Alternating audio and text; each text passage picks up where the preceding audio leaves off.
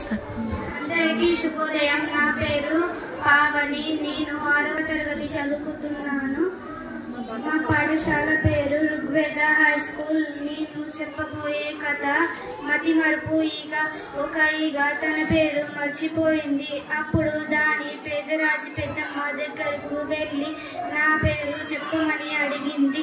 పేదరాజు పెద్దమ్మ ఏమో నాకు తెలీదు, నా కొడుకును అడగమంది. ఈగ పేదరాజు పెద్దమ్మ కొడుకు దగ్గరికి వెళ్ళి తన పేరు చెప్పమంది.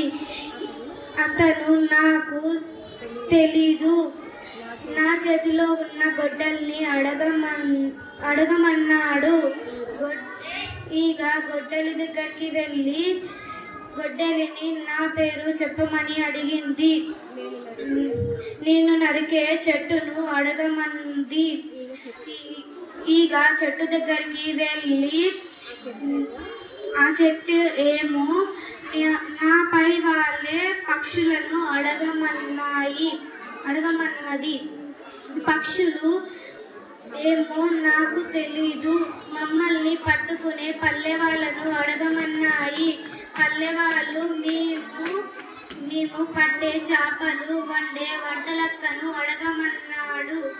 వంటలక్క ఏమో నాకు తెలీదు, నేను వండే భోజనం చేసే రాజును అడగమంది. రాజు నాకు తెలీదు, నేను ఎక్కే గుర్రాన్ని అడగమన్నాడు. గుర్రం నవ్వింది.